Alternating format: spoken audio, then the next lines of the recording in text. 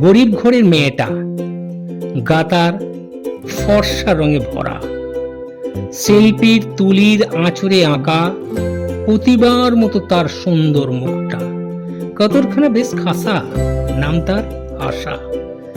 যে কেউ তাকে দেখে তৎক্ষণাৎ তার মনে জাগে ভালোবাসা। স্বপ্নে ঘুম ঘোরে পোলাপানান গুলানের মননে, ভালোবাসার জল চুইয়ে চুইয়ে পড়ে। পুরীর বেশে মনে করে নাকি স্বপ্নালু যায় আসা। রূপকা রানী, তার দিমাগই ভরা আশা, সকলের প্রেমাকুতিতে করে সে নাকারা। হঠাৎ মেয়েটার প্রেমে পড়ে এক বড় লোকের বেটা। উপর করে রাখে সে প্রেম, ছেলেটার নাছোর বান্দা প্রেম যে। তার মহব্বতের ডাকে কেয়ার না করা আশা দিল সারা। অস্থির হয়ে শেষমেশ আশা স্বীকার করলো তার ভালোবাসা।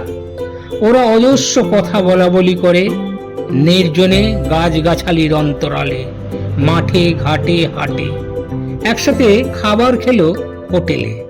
শহরে বেড়াতে গিয়ে ওরা গেল সিনেমা হলে।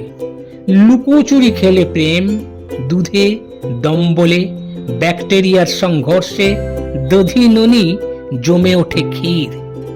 তাদের মাখামাখি প্রেম, তা দেখে কান পাতলা লোকেরা ছেলেটার বাবার কানে ভাসালো ভালোবাসা কথাটা। ফলে বাপ বেটায় চলে কথা কাটাকাটি, কলহ, রাগারাগি, প্রত্যহ। প্রেমে নাকানি চোবানি খাওয়া ছেলেটা, তাকে বাঁচাতে ব্যস্ত তৎপর হলো তার বাপ। স্থির করে নিকাহ অন্যত্র। মেয়েটা অপেক্ষাকৃত কম সুন্দরী, কিন্তু বড় লোকের বেটি। আর ধোপে টিকল না ছেলেটার বিদ্রোহ, বেকার ছেলেটার বিদ্রোহ।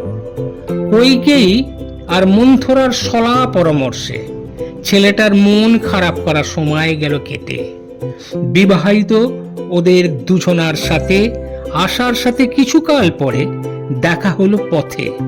জিজ্ঞাসা করে আশা, তুমি আমায় ঠকালে কেন? চোখের সামনে ফ্যাকাশে লাগা আভাহীন গতরে ভরা আশা।